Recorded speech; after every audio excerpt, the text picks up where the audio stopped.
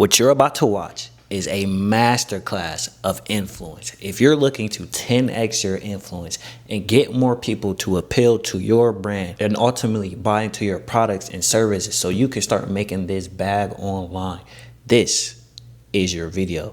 Now, what you're going to see is a live masterclass with me and a group of my clients who I help build their personal brands day in and day out. They have complete access to all my training material. They have complete access to one-on-one calls with me where we brainstorm and strategize and ideate. And we also do these weekly group calls where we host master classes and mastermind so that we can all feed off each other and build together. If you're interested in joining, check the description below. It is a tight-knitted group. We don't take everybody because we really care about the results we get around here. But if you're interested, check out that link below and feel free to apply. All right, now let's get into it. Peace. All right, fire. So look, tonight I'm gonna show you how to 10x your influence. Hold on, let me.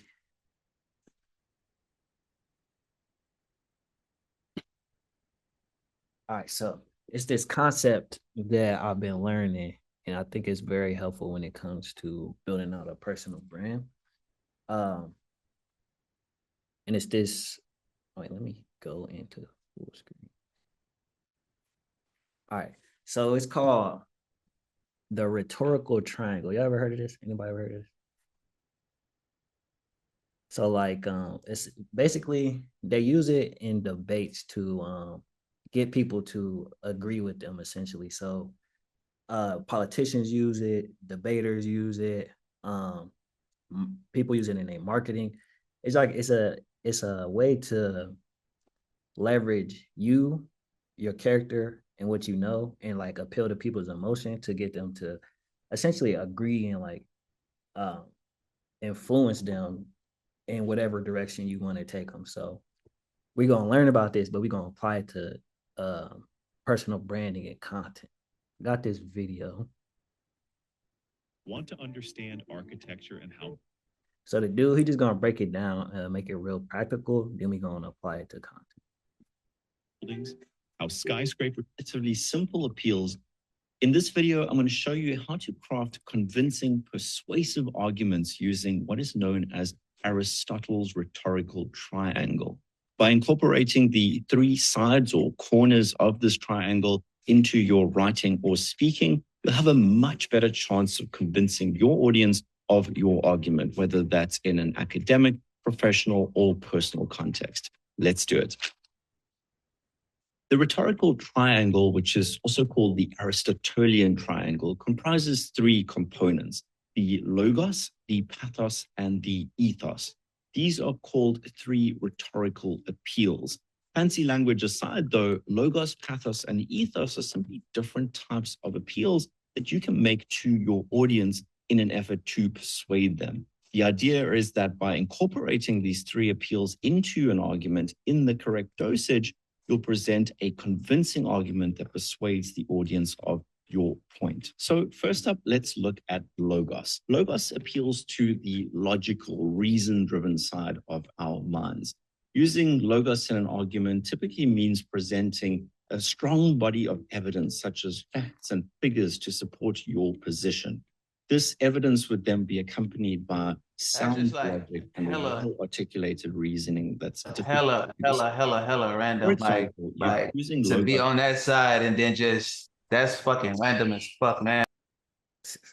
If you presented scientific studies that show the benefits of a balanced diet when you're trying to convince your friend to eat a little healthier. Similarly, you'd be playing the logos card if you drew on well-established, trustworthy climate data when you're presenting an argument about climate change. You can often see logos in action on the public stage. For example, if you watch some of Jordan Peterson or Ben Shapiro's debates or arguments, you'll see that they both often, but not always, draw on scientific literature or government-published data sets to provide evidence for their claims.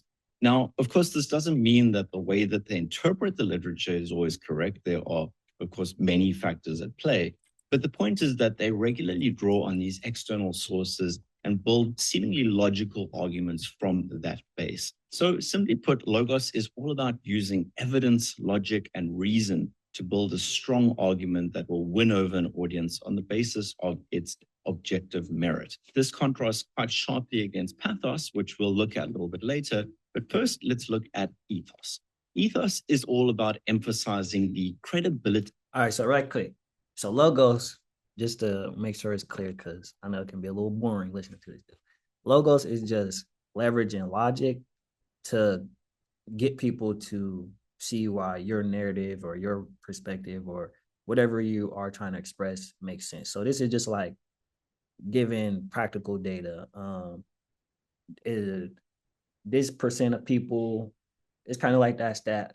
What is it like? Some percent of Americans only got $1,000 in their bank account. Blah blah blah. Or it's like when it comes to content, when you're giving like informational advice. So this is how you go get X amount from the bank. This is how you set up your business. This is how you set up your AI. That's logos. And authority of the person. Ethos. Ethos is all about emphasizing the credibility and authority of the person making the argument. For example, you can play the ethos card by highlighting your expertise, your achievements, your qualifications, accreditations, or even your personal and professional connections. Ultimately, the aim here is to foster some level of trust within the audience by demonstrating your competence, as this will make them more likely to take your word as fact, regardless of how accurate that actually is. Again, if you spent any amount of time on YouTube watching the likes of Jordan Peterson, you'll notice that he often refers to his academic experience and qualifications, his associations with popular universities such as Harvard, University of Toronto, and so on.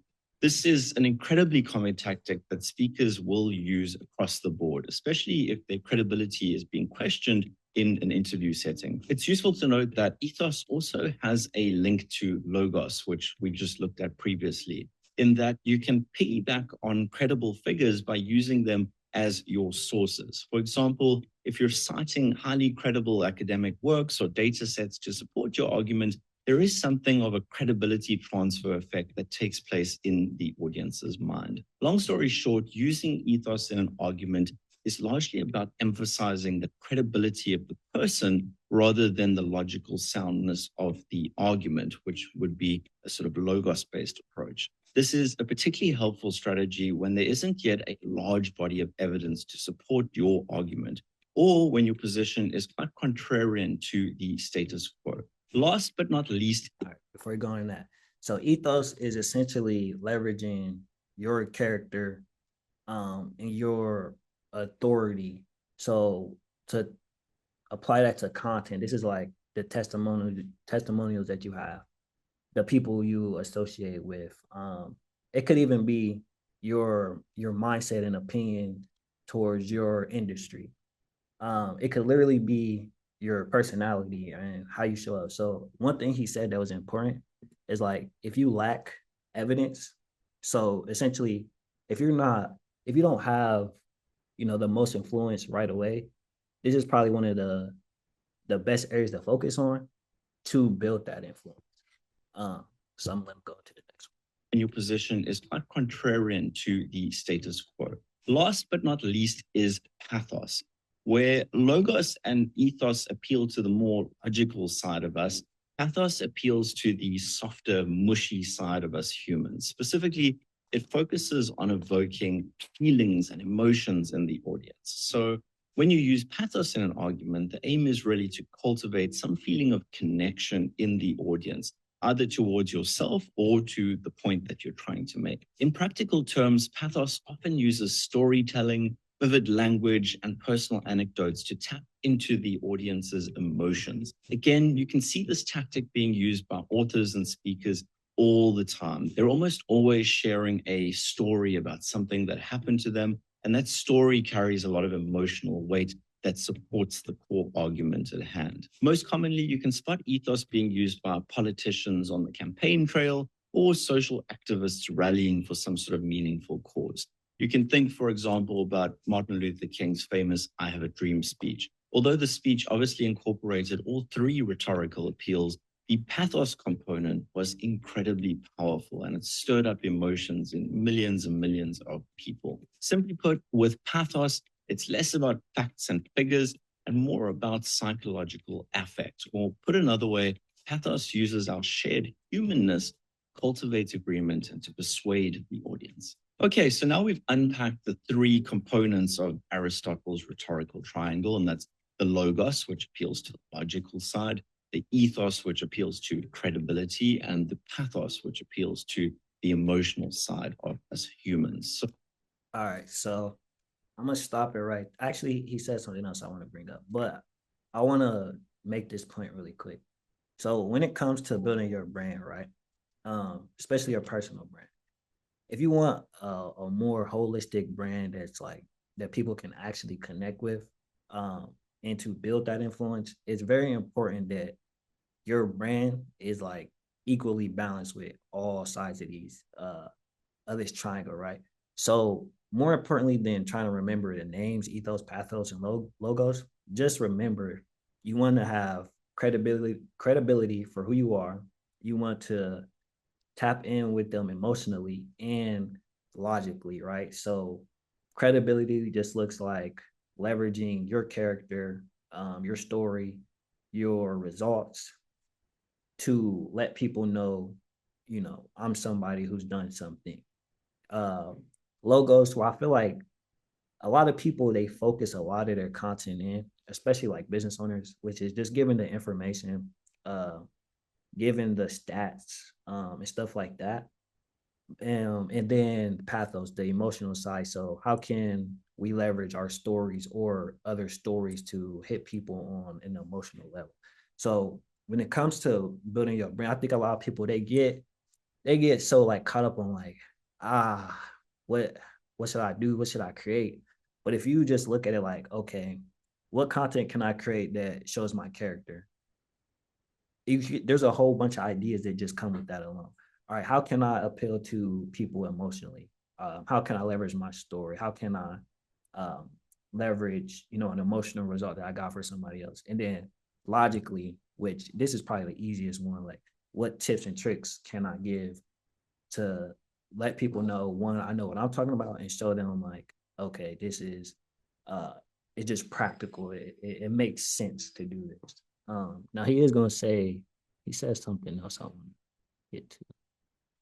I'm gonna start so the question is, of course, how can you use these most effectively?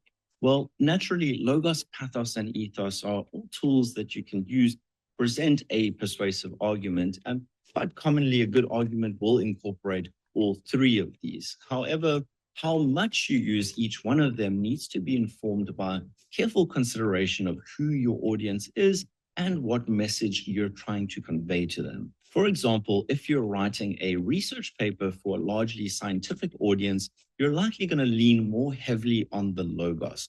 Conversely, if you're presenting a speech in which you argue for greater social justice, you might lean more heavily on the pathos side to win over your audience. Simply put, you need to consider the relationship between yourself, the audience, and the message that you're. This is what I want to say, right? Like really understanding the relationship between you, your message, and your audience. I think that's very important. I think the most important part here is you, right? So really understanding who am I in relationship to my audience? How can how can I leverage myself and what I got going on as a human being, as a person living in a world operating who's been through things with a certain perspective and story to develop a message to speak to a certain audience, right? So I think looking at it like this, just as like a foundational standpoint when approaching content, it helps a lot. So now we're gonna just apply all of this to content, right? So I'm gonna break down each one, and then we're just gonna look at examples of content that from other personal brands that do just this, right? So they use ethos, they use pathos and logos to build a brand that people actually gravitate towards, right? So ethos. So ethos, that's the authority, that's the credibility, that's the reliability, right? So this is who is this person giving this information, right? Um, it's the ethical appeal, it tries to convince an audience of the author's credibility or character, right?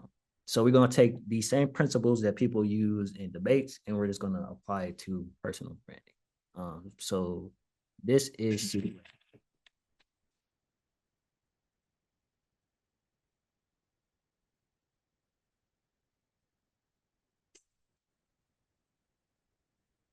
All right, ladies and gentlemen, welcome to the villa. This is a new house that I just bought.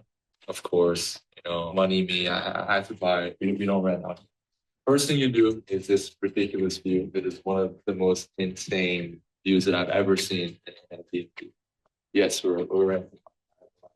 I'm not there yet. And we got the couch over here. Nothing crazy, insane walk-in view. We got the whole kitchen over here. I could literally do a workout. What are we doing? I could jump in the pool from here. Team over there. I can chill anywhere. I can lay down that beanbag over there.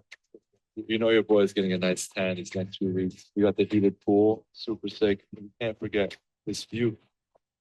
This thing. And you got the sheep in the background. Oh man. Bro, it's like we're in Minecraft. I literally envision myself building a house like this in Minecraft. And if you know what sandstone is, you know exactly what I'm talking about. I would build my house with sandstone, have a pool like this, and there would be sheep around, and there would be a view of the water.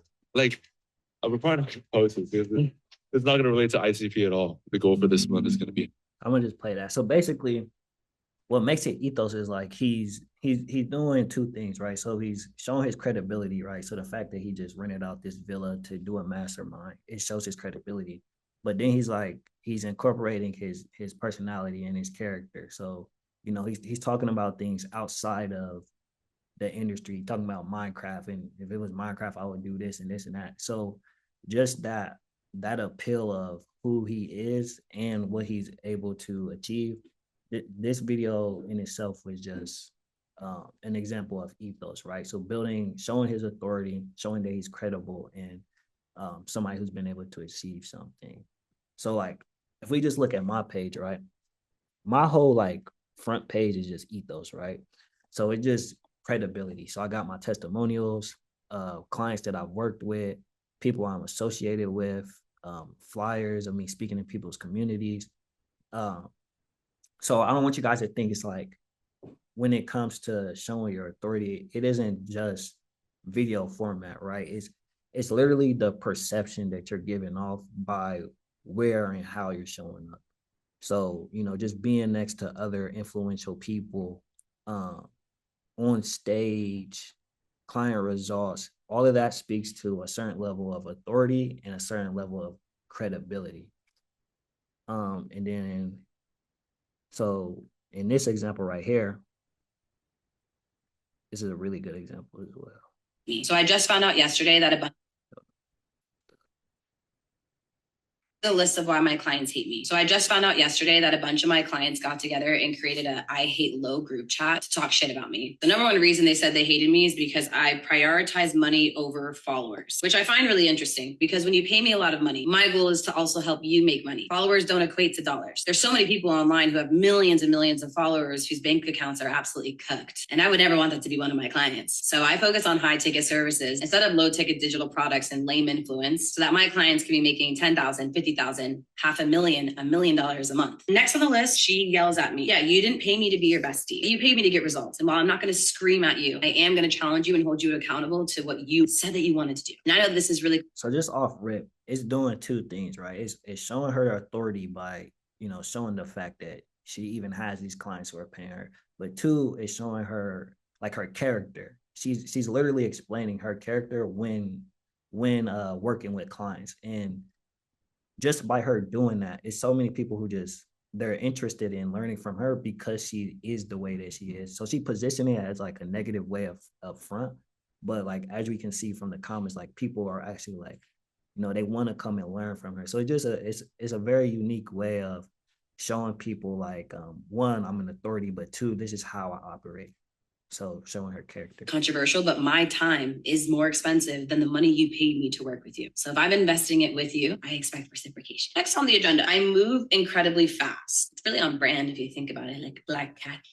I do move fast because I like to get results. You know, you want to hire me and then like 6 months from now, make your money back. How would we do that when, I don't know, we can make your money back in a month or in a week? Some people rationalize spending more money the longer they can work with someone, but the longer you have to work with someone to get a result kind of feels like a scam. It's like when you hire someone to come clean your house and they get paid hourly. So then you're really wondering, like, does it really take 6 hours to clean my 2-bedroom condo? Or are they just trying to get paid more? Like, I don't, it's not clicking. I like to move fast because you need to make money. This one kind of makes sense why people hate me, because I don't do like weekly calls or weekly check-ins like a cadence. Like we got to meet every week, once a week for an hour and a half to go over XYZ. It's giving, I want to trade time for money. We don't always need a 1-hour call every single week because I'm so direct and straight to the point. I literally tell you exactly what you need to do in the first 30 minutes. So this is kind of where DWR, do what's required. It's kind of what comes into play. The call just needs to be as long as it needs to be for us to get the work done. Next on the list is that I'm a bitch.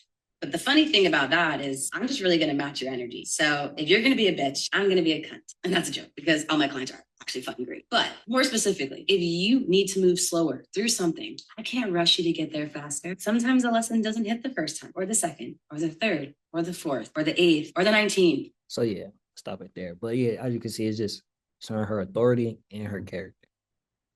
Ethos. And we got one. My absolute favorite form of manifestation will always be quantum leaping, also known as quantum jumping. I love neuroscience. When I was at my lowest, I discovered quantum jumping and it changed my entire life. It was a time where I felt like I didn't know if things were going to change. I felt like I was waking up every single day, kind of like in a loop. And quantum leaping just shifted the way that I thought about life. I didn't understand that I could literally visualize who I wanted to be, where I wanted to be, and how I wanted to feel without being there yet. Okay? Because it's going to happen already. Time is linear. Things are happening at once, but sometimes we think. Oh, video. So yeah, basically she's showing her authority by positioning herself for like what she's been able to do with this subject matter that she's talking about. So more importantly than thinking about like getting caught up on the specific, what to say in the video or what do I want this video to be about, more so like what do I want people to take away from this video? That's what you kind of want to think. So if you approach it from, all right, so I want to do, I want to sit down and do a batch of videos. I want people to take away this. I want people to take away that. And I want people to take away that. So if you look at it like that, it's easier to come up with different ideas. So that's ethos, right? And then pathos, right? So this is appealing to emotions. So basically, you're persuading them. When it comes to personal branding, it's more so like you're persuading them on you and how you can help them. So we're appealing to their emotions to get them to connect with us emotionally so they can either resonate with whatever we're talking about. If it's our story, see themselves in our story, just to hit them on an emotional level. So here's some examples of that. America for the first time. We're exploring New York. Even though this may not be a big moment, and this is not a crazy moment for a lot of people. I grew up in Malaysia. There were not a lot of skyscrapers. There were not a lot of these huge buildings and all these big offices. We just saw JP Morgan. This shit generally just drives me so much. It's something that I really looked at and dreamt of when I was young. Pay attention to like the music in the background. When I was 16, starting out in the entire online space. And now that everything is happening and we've been able to afford a trip like this, and people in a first world country have such a big advantage because of the opportunities that they see and the type of wealth that they're exposed to at a young age. If you're not making money, man, I don't know what. I know what was bad, baby. Hey, baby, lately you've been all on my brain. And if somebody would told me a month ago. So yeah, just leveraging like a moment in his life, something new. He's from overseas. He's in America for the first time. Leveraging that situation to speak on, where he's coming from, and then taking that idea and him speaking on that and putting the emotional music and matching it with the B-roll. It's real inspirational. So that's the feeling. Here's how I did it. So like not even all cinematic. It doesn't have to be. If you're telling your story and you're telling it right, people will feel it. Tis the end. Hold your breath and count to 10. Feel the earth move and then hear my heart burst. For this is the end. The music, by the way, is doing like a lot of the heavy lifting, right? So all it is like, my images, throwback images with the year and then what was happening at that on that year, but to just tie it all in and just show just really appeal to that emotional layer. That's where the music comes. Drive and drive this Monday. So overdue. Swept away in stone.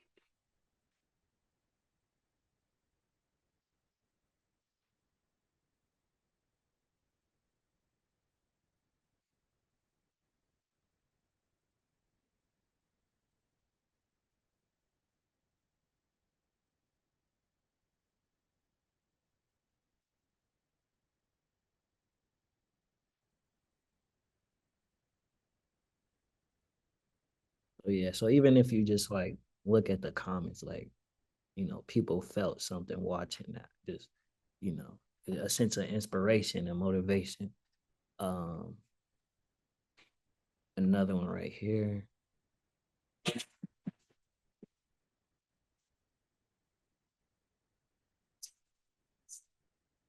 So even something like simple as that. It's not like no super like heartfelt thing. It's more like I don't know what emotion you call that. Inspirational, motivational, like, it's possible or aspirational. That's the emotion, aspirational, something to aspire to. Even something like this.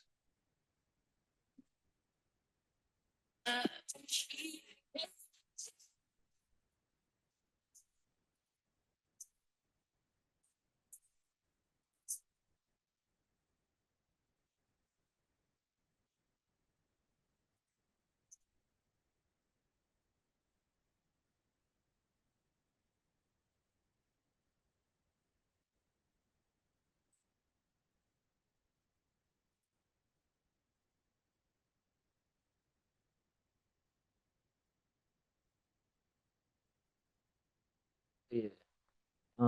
Honestly, if you want to grow your platform fast, you can focus heavily on here. People like emotions are probably the most powerful thing on earth.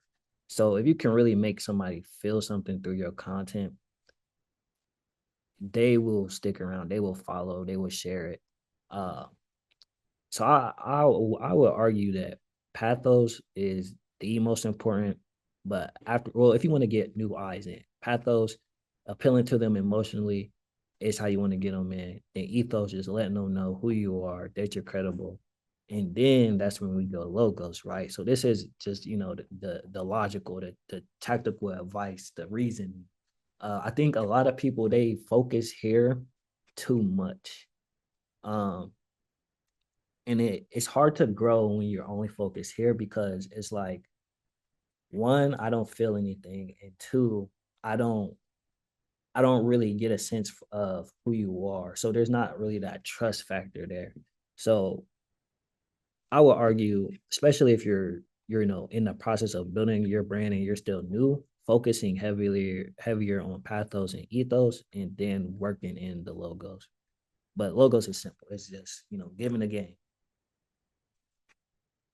They try to come up with ideas, they try to jump to the effect. It's like, how do I come up with the idea straight away? The thought that I challenge you to have is, how do you feed your mind enough information to where you're constantly thinking about? We have learning days where the only thing that we're doing is we're learning and we're consuming information about our industry, and we're also going industry wide. If you look at Vanity Fair, which is the channel that does these lie detectors, these celebrities always do lie detectors to promote their shows. I'm sure you've heard of it in the past. What do I sell? I sell online consulting. People naturally assume like, hey, if he's making 400K a month at 20, he's doing something illegal. So if I combine the lie detector to 20-year-old online millionaire, the title would be 20-year-old online millionaire takes a lie detector test. And so do you see how I have days where I do my research, I look across industries and I see what's working, an industry that's completely unrelated to online, and I take it and apply it to the info space.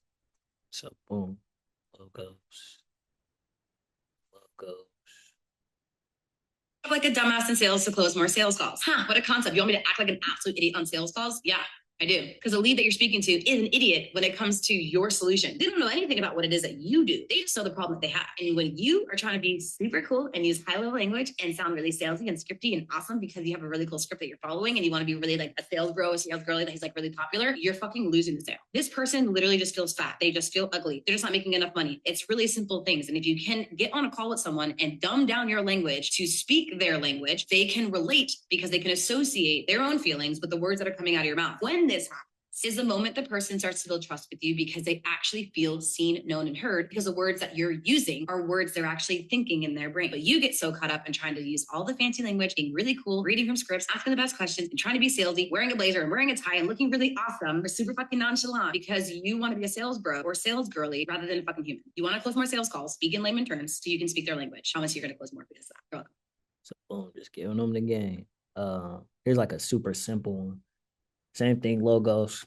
How they say for your first car. And it just like simple 2,500 equal that this much a week, this much a week, blah, blah, blah. So that's logos. That's simple.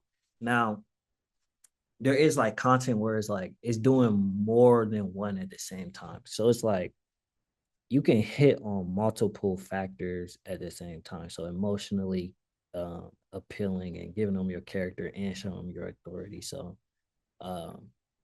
we look at some of my content.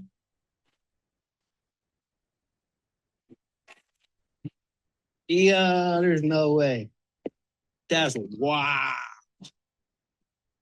You don't really appreciate what you have until it's gone. Fortunately, I ain't losing, but I haven't really got a chance to appreciate the new crib since I moved in. Ever since I moved to ATL, I've been on the go. LA twice, Dubai, Columbus, Dallas, Nashville, Detroit, Philly twice. I've been on the go since I moved in. I did not have a chance to really appreciate the crib. Last week, I was home from felt so good. Then I'm like, you know what? All right, somebody want to tell me which ones am I hitting on in this video?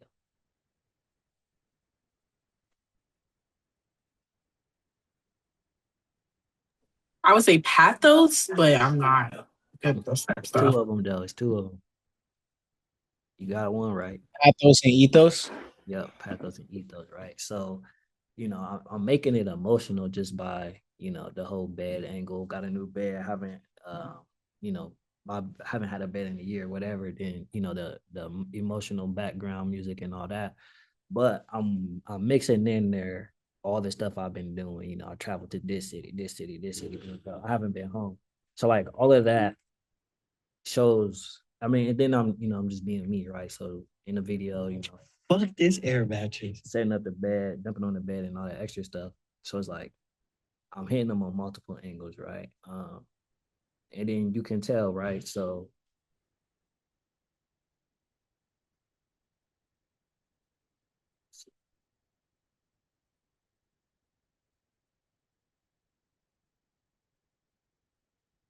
like right here. So people are resonating, right? So when I got my keys to my house, I had $25 in my account, blah, blah. So, it hit him emotionally because, he'd been through it. I know that feeling, still ordering from Family Dollar, even if it's from Uber now. You see? So like, so that's one way. Let me see.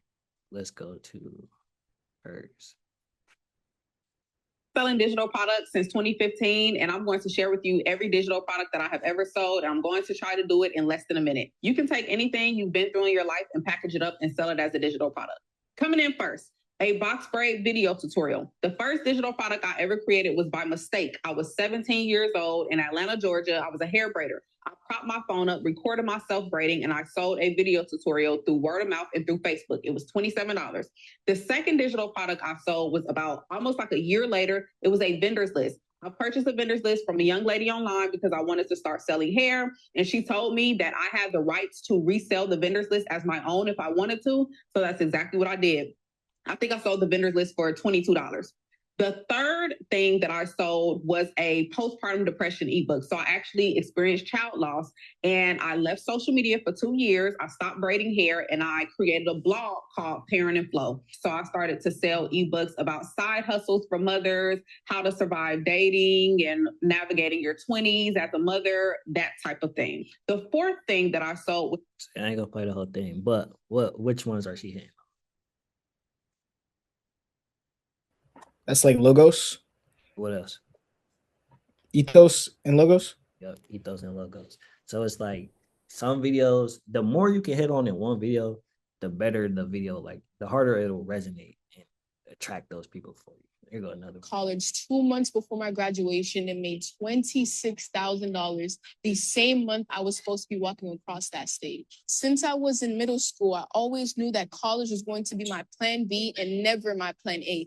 And I didn't figure my plan A out until 2 years after high school. The opportunities I got did not stem from a degree. They came from what I built for millions of people to witness. And even on the journey of building my own brand. She's reading off a script, by the way, too. I want y'all to peep that. And I have been asked to work with million-dollar companies, work in internships, and even become a co-founder in startups. Now, I'm not making this video to influence you on not going to college, but what I am saying is I'm okay with my last resort being the societal norm. And to be very honest with you, I'd rather bet it all on myself and allow the economy to choose a spot for me. And I know exactly what you're probably thinking. Anissa, you were almost there. Why didn't you just finish graduating? That's because I was already failing. I was never going to graduate on time. All right, so what about this one? Ethos and logos? Really, all of them, right? Pathos, ethos, and logos. So she hit on all three in that one. So basically, my whole point with this is like, when you're building your brand, you want it to do all three of these things. You don't want it to be one or the other. You want to give people multiple aspects to connect with you, because that's what's going to build your influence, right? So if you can show, if you're somebody who's been able to achieve something, right? You're coming from somewhere, you overcame something, and you can show that and show you can get somebody a result. That's what's gonna give you the influence, right? But not only that, if you're showing them your character, who you are, the way you think, how you express yourself, that's a whole nother thing that influences people on another level, right? So just off of you being you, people see that as a way of influence, or not even just a way of influence, but a way of seeing you as somebody worth trusting, which that trust gives you a level of influence, right? And then if you can educate me and you're already hitting on these other, the ethos, you hitting on the pathos, and you can show me how to do it for myself, that's what's really going to give you the influence. And then of course, like pathos, connecting with them on an emotional level, right? Because that's what's going to create that attachment. So that's how you want to approach the content, right? So when you're coming up with ideas, if you think from, forget the words. If you think from, how do I show my authority? How do I show my credibility? How do I show that I'm reliable? Or if you think, how do I connect with somebody emotionally? How can I, be relatable or show some empathy or sympathy? You'll come up with different ideas. How can I, appeal to their logic and their ration and their reason? You will come up with different ideas. And then these are the questions you want to ask yourself, right? So for ethos, it's like, what makes you credible? What do you have that people want? What have you been able to achieve in your life? And if you can answer these questions, you'll each answer that you come up with is a content idea, right? So what makes Keon credible? I've worked with a bunch of entrepreneurs in the online space. A lot of people who are authorities in this space. I've shot a lot of content. I've built brands for people in this space.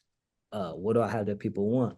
And this is like, this part can get tricky. Like when you think about what do I have that people want, a lot of people like they'll go straight to the big stuff. Like, I don't got the mansion or the car. It's like, no, I moved out of my hometown. I know that's something people want to do.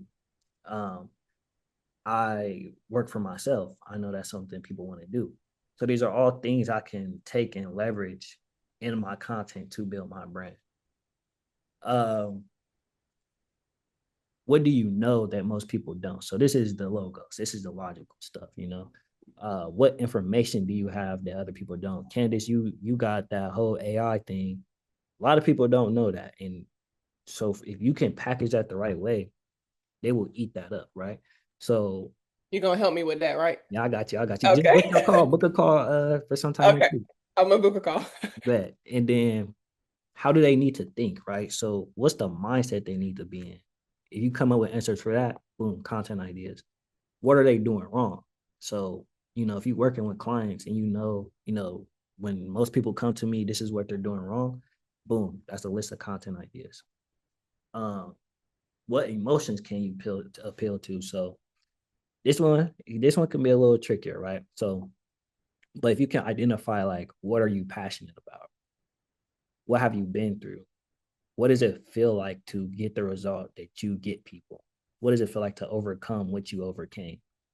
When you start answering that, or if you just even list out what you did overcome or what you have been through or what you are passionate about, those are whatever you come up with for those answers, you can translate that emotion into the video just by packaging it right. So, you know, showing the right images with the right music. Then it does a better job of reaching people's emotions. Oh, I just got a text message. All right, and then so this part here, this is what ties your brand all together, right? So that the video we watched earlier, he was mentioning how the logos, pathos, and ethos is all a way to get people to see your side, right? So see your argument. So you want to answer like, what's your argument? A better way to say it went for when it comes to approaching content is like, what's your narrative? What's your unique angle, right? So what is the standpoint that you believe that you're trying to get other people to see? So, you know, it may look different for everyone. My thing could be, my narrative is that, you know, once you understand personal branding and branding at its core and the principles, it makes the rest of content creation, it makes the rest of the content creation process easy. Or it could be, I'm the best personal brander online right now. This is why. Or it can be, shit, I don't know. But you want to come up with some type of narrative. So like when all of your content, it kind of aligns with the same nuance and the same energy of what you're about. So when you show up, it's consistent. But yeah, so that's just a perspective shift I wanted to give y'all, like a way to approach content using these different you know, the rhetorical triangle, ethos, pathos, logos to come up with more ideas. So that way it's like, because you gotta look at content like, well, building a personal brand, it's like building a house. Like each piece of content is a brick, right? So you got your ethos bricks, you got your pathos bricks, and you got your logos bricks, right? So when coming up with content, it's like, what do I want people to take away, and what brick am I laying with this piece of content? So over time, if you're consistently hitting all three of these over time, your brand has no choice but to grow, and your influence has no choice to grow, because everything here